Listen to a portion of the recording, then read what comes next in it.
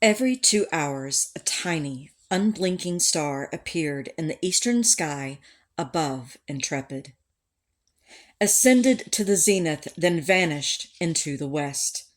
It was bright enough for Pete Conrad to see with the naked eye from the Lem cabin. The star was Yankee Clipper, carrying Dick Gordon on a 38-hour solo voyage around the moon.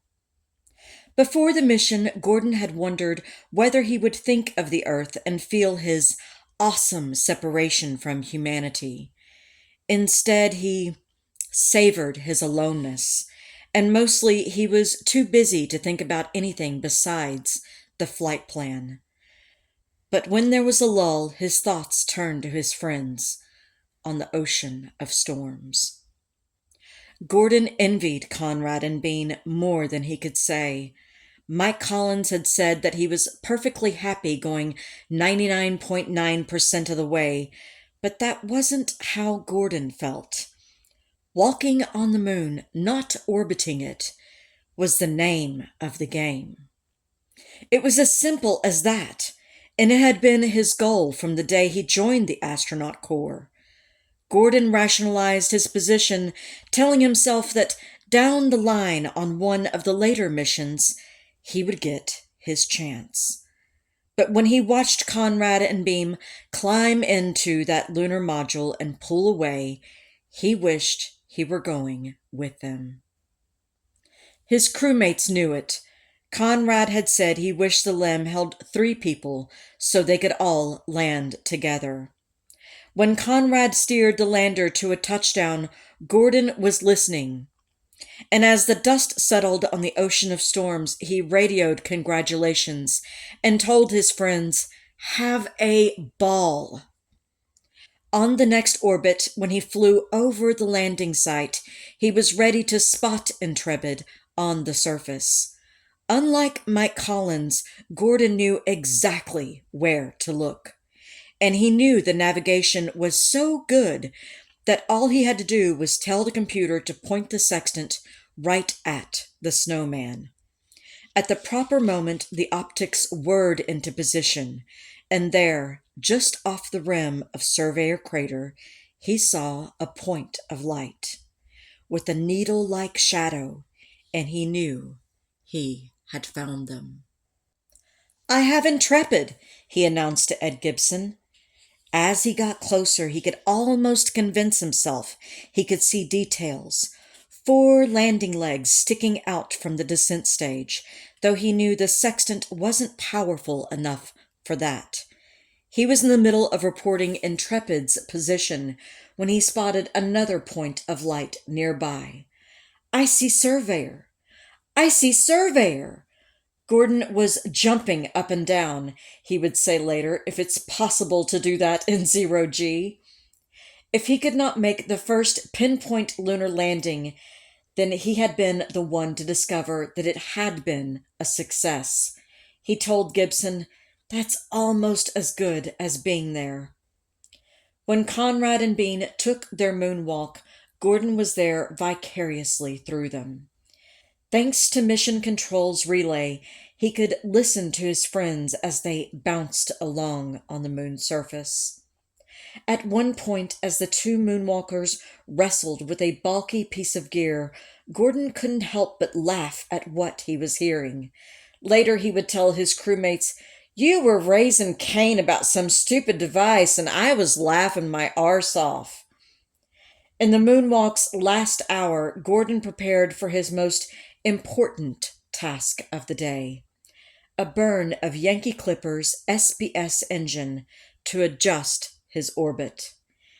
If you could stand on a fixed platform in space, you would see that the moon turns slowly as it orbits, at exactly the rate needed to keep the near side pointed at Earth.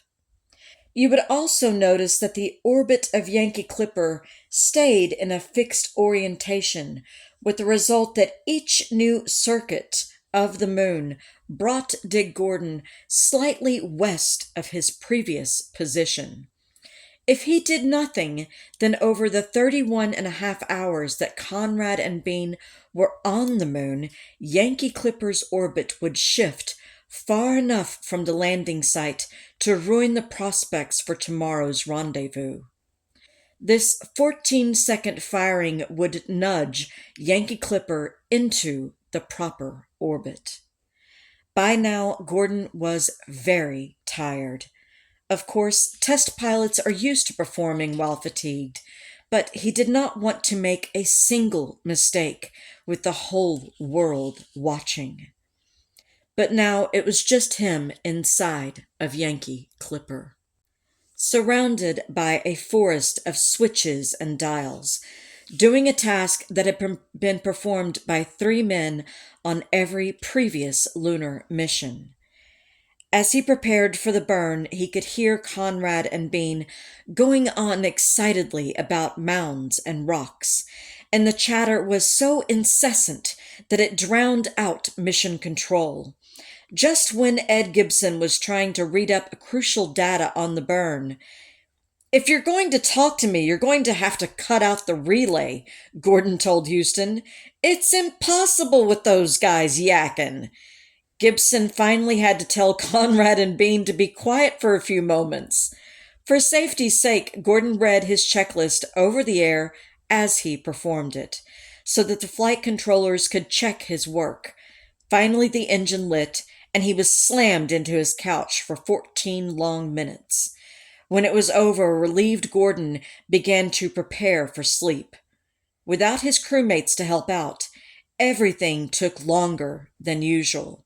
It was another 2 hours before he finished dinner, and the lengthy cleanup for the night.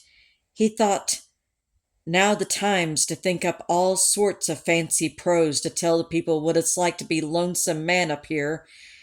In truth, he was so tired, he was glad to just go to sleep.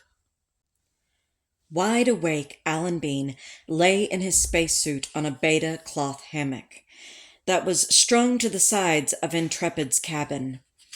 Immediately above him, lying fore aft, Pete Conrad was asleep in his own hammock. Bean looked at his watch.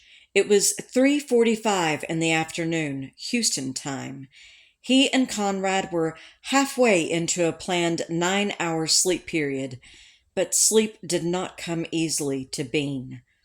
For one thing, his spacesuit was uncomfortable. Even without helmet and gloves, he had preferred to take it off, but that wasn't a good idea, not with all of this dust. There was too much risk clogging of a zipper or a wrist ring, but the suit wasn't all that kept Bean awake. Bean had always felt that he thought more about the risks of the job than other astronauts. Still, Bean knew you can never be sure what goes on in another man's mind. And it wasn't the kind of thing anybody had ever talked about. It wasn't that he was anxious about anything in particular. It was more a heightened awareness of his surroundings. Bean heard the whine of Intrepid's cooling pumps. A few hours ago, he and Conrad had just fallen asleep when one of the pumps changed pitch, and both of them woke with a start, and then went back to sleep. He looked up at Conrad's hammock. Even in spacesuit, Conrad's body barely weighed enough to sag the cloth. It lay almost flat in the lunar gravity. Before the flight, Conrad had told him, "Don't worry, if anything goes wrong, it'll be something you've never seen before." The lightning strike proved him right. But that had not been a harrowing experience for Bean, although he thought wryly, it would have been if he'd understood what was really happening. Pete had understood, and he'd been cool enough for all 3 of them. Of course, when it came to landing on the moon, Conrad had done his share of worrying. That was the only natural thing that he did. Bean was able to be reassuring because he knew that if anybody could pull it off, Conrad could.